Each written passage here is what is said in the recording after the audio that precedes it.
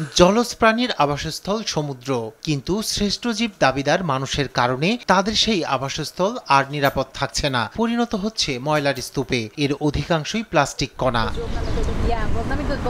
প্লাস্টিকের দূষণ রোধে অনেকদিন ধরেই কাজ করে যাচ্ছেন বিভিন্ন দেশের পরিবেশ মন্ত্রণালয়। ৫ আগস্ট জাতিসংঘের আয়োজনে জেনেভায় এ নিয়ে ষষ্ঠবারের মতো আলোচনায় বসে বিভিন্ন রাষ্ট্রের প্রতিনিধিরা। যোগ দেন পরিবেশবাদী বিভিন্ন সংগঠনও। সব মিলিয়ে ১,০০০-এর বেশি প্রতিনিধি। প্লাস্টিকের ব্যবহার ও উৎপাদন বন্ধে সম্মিলিত কোনো সিদ্ধান্তে না আসতে পারায় শুক্রবার চুক্তি ছাড়াই শেষ হয় এ আলোচনা।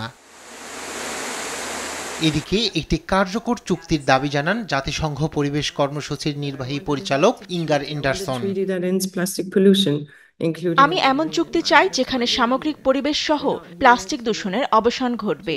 জাতিসংঘের ১৯৩টি সদস্য দেশ আছে, তারা সকলেই আলোচনা করছেন। এই আলোচনা কোনো সমাধান না আসলে পরে এটি আর সম্ভব হবে না।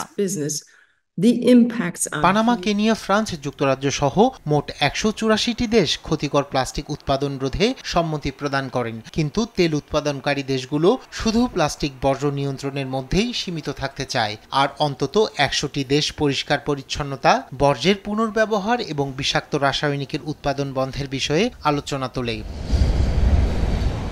গেল বছর দক্ষিণ কোরিয়ায় জাতিসংঘ পরিবেশ পরিষদ আয়োজিত প্লাস্টিক উৎপাদন বন্ধের বৈঠকটিও একইভাবে ব্যর্থ হয়।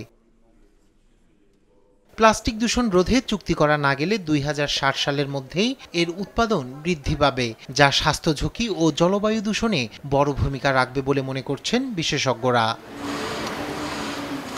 নিউজ ডেস্ক, দেশ টিভি।